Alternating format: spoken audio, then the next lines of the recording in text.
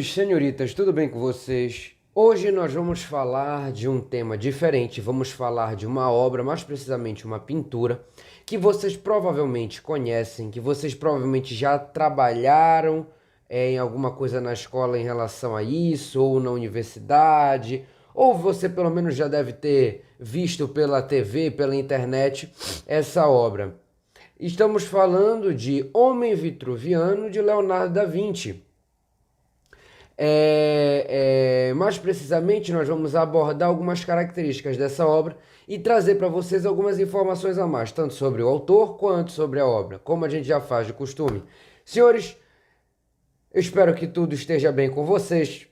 Vamos começar. Apresentando agora mesmo, ele mesmo, o político! Senhores, hoje nós vamos fazer a nossa abordagem pelo inverso do que nós geralmente fazemos. Hoje nós vamos primeiro tratar a obra, depois tratar o autor. Gente, hoje a gente começa pelo Homem Vitruviano. É importante a gente ressaltar que o Homem Vitruviano ele foi criado num período da nossa história que se chama Renascimento. O Renascimento ele traz o homem como centro do universo. Então imagine a seguinte situação. Antes nós tínhamos período medieval. Deus era o centro de tudo. Ocorre uma ruptura. Essa ruptura vai indicar agora o homem como centro das perspectivas sociais, culturais, no geral. Então, se a gente recupera algo, a gente também pode dizer que esse mesmo algo renasceu. E o que aconteceu foi uma recuperação do ideário clássico. No caso, na Grécia, pessoalmente, a gente consegue evidenciar isso de uma forma muito simples. O homem era o centro da sociedade. Se na perspectiva clássica isso acontecia, agora nós recuperamos e vem o Renascimento para renascer a perspectiva humana central na sociedade. Bem, nesse aspecto, se a gente muda a cultura, a gente também atinge a arte. E trazemos hoje uma obra de arte que vai indicar para vocês justamente o homem na centralidade do universo. Senhores, o Homem Vitruviano pode ser marcado de uma forma interessantíssima sobre uma frase do Da Vinci. O homem é o modelo do mundo. Percebam uma coisa. O Homem Vitruviano é uma tela, certo? Que você consegue perceber que essa tela ela é feita a partir de dimensões proporcionais, tá? De uma série de proporções e razões. Como é que a gente evidencia isso? Primeiro, observe que eu lhe convido a ver uma imagem ao mesmo tempo que está me ouvindo aqui. Observe que o homem está dentro de um círculo e de um quadrado. E que nas interseções do círculo e do quadrado existem os dedos juntos das mãos e dos pés. Existem formas geométricas também. A obra é toda recheada de cálculos e de razões, simetrias. Também. Tudo isso junto nessa obra gerou a obra como ela é, uma obra extremamente calculada e simétrica. O Homem Vitruviano carrega consigo também formas geométricas. Essas formas geométricas, por exemplo, o triângulo equilátero formado pelas pernas e pelo final do quadrado. Preste mais atenção ainda. O Homem Vitruviano ele carrega a centralidade da obra inteira no umbigo.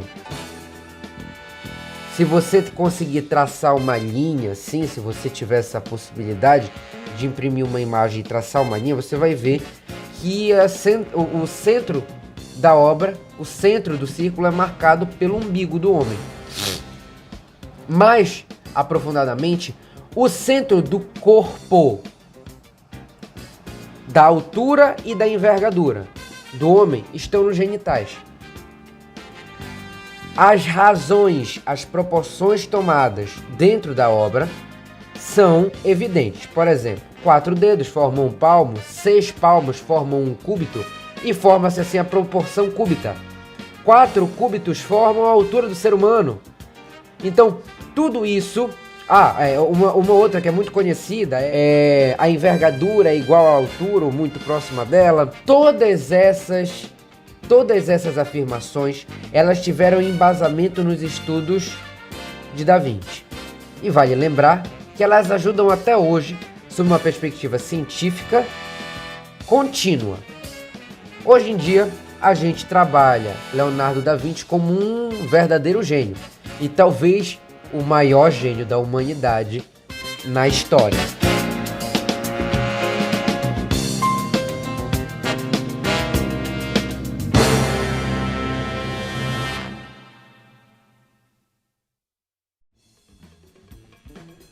Para falar de Da Vinci, nós vamos ter que entrar numa perspectiva diferente, porque esse homem não é comum. Esse cara realmente não é uma pessoa qualquer. Leonardo da Vinci, antes de tudo, nasceu em 15 de abril de 1452. Tinha uma facilidade muito grande para o desenho, para desenhar. Foi um filho bastardo, mas o pai, vendo as obras do filho, se impressionou e levou a outras pessoas para avaliarem. As pessoas avaliaram e incentivaram o garoto. O pai, por sua vez, também buscou incentivá-lo nessa perspectiva. Ele desenvolveu essas habilidades. Crescido, foi acusado de sodomia. E há quem diga, por meio de estudos, é óbvio, que Da Vinci, além de gênio, tinha TDAH, transtorno de déficit de atenção e hiperatividade. Uma pesquisa, essa pesquisa ela foi feita na Universidade de King's College, por um professor chamado Marco Catani. Estou aqui vendo, o nome dele é esse. E ele se baseia principalmente na quantidade de trabalhos que o Da Vinci tinha incompletos. O Da Vinci era um pintor excepcional, um artista excepcional. Só que ele não completava as suas obras. Ele tinha dificuldade para completar os seus projetos. Há relatos, inclusive de bibliógrafos, que falam que ele perdia muito tempo com planejamento de projetos, mas que no fim de tudo ele não chegava a executá-los muitas vezes. Da Vinci, ele, além de ter uma dificuldade para completar esses projetos, ele era muito lento pintando. Há inclusive relatos, e isso eu até convido vocês conseguem achar rapidamente na internet, eu não estou com isso anotado aqui, mas existe uma fala de um homem, salvo engano é um arquiteto, Luca Bartami, salvo engano o nome dele. Vocês podem pesquisar, ele tem uma fala sobre o Da Vinci, de dizer que realmente o Da Vinci era um pintor lento, mas era um cara excepcional.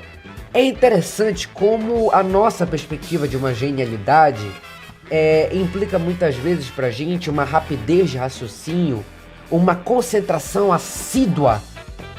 Não era assim que era Da Vinci. E, mais precisamente, Da Vinci concorre entre os maiores gênios da humanidade para ser o maior de todos. É interessante avaliar isso. Era um pintor lento, não recebeu as melhores condições de formação, visto que foi um filho bastardo. Inclusive, durante um tempo, a gente consegue perceber que o Da Vinci ele para um pouco de fazer as obras dele e ele, durante o período da vida dele, começa a focar nas suas criações, nas suas inovações de engenharia, talvez numa crise de formação que ele tenha se deparado durante a vida dele. É fato que o Da Vinci, ele, além de ser um gênio, ele foi um gênio completo, um gênio universal. Foi pintor, escultor, arquiteto, engenheiro, cientista, inventor e cenógrafo. Ele foi tudo isso ao mesmo tempo. Senhores, Da Vinci teve tantas e tantas abordagens completamente diferenciadas que é difícil dizer uma pessoa que tenha sido tão ampla quanto Da Vinci, tão universal, um gênio tão abrangente quanto Da Vinci. Fato que foi um artista inegável e que inventou inclusive técnicas dentro da sua arte de pinturas que em geral deram errado. Mas é bom falar uma situação aqui, que o Da Vinci, na sua obra A Última Ceia, né, que relata a Santa Ceia e tal, ele usou uma técnica que era um misto de uma técnica a seco, que ele usava tempera e óleo. Gente, essa obra, por que ele usou essa técnica? Porque essa técnica permitia que ele trabalhasse lentamente, entende? Então, para a obra não secar rápido, ele não ter problemas para a realização da obra como um todo, ele fazia a tintura a seco, certo? Ele trabalhava a tintura a seco para não perder nenhum tipo de detalhe dentro da obra, para conseguir continuar a obra em um tempo mais longo. E nessa perspectiva, o Da Vinci ele criou a Última Ceia, e depois viram que a obra não estava durando muito, e então fizeram uma revitalização nessa obra, que foi inclusive a maior revitalização de uma obra já feita. Foi de 23 anos. Senhores, Da Vinci, ele é um cara assim, direto, simples e efetivo. Uma genialidade inquieta e lenta, mas que trouxe benefícios e resultados inegáveis à humanidade. Convido vocês, mais pra frente, a conhecerem as engenhocas que o Da Vinci inventou. Uma que eu acho fantástica. Ele criou uma roda que conserva energia. Eu acho essa obra dele muito bacana mesmo. Criou projeto, inclusive de helicóptero, algo que parecia um helicóptero, né? Gente, o Da Vinci era o Da Vinci, não tem jeito. Essa roda que ele criou, gente, é uma tentativa de moto contínuo. É uma ideia que visa um moto contínuo, ou uma conservação de energia, pelo menos. Então, um cara que ele tinha uma profundidade de pensamento em tantas áreas ao mesmo tempo, realmente é alguém que a gente tem que dar uma atenção muito maior do que a gente já dá. Eu espero que vocês tenham gostado, que vocês tenham curtido. Qualquer coisa, estamos por aqui, vocês podem dar as sugestões de vocês. E é isso, até outro momento, senhores.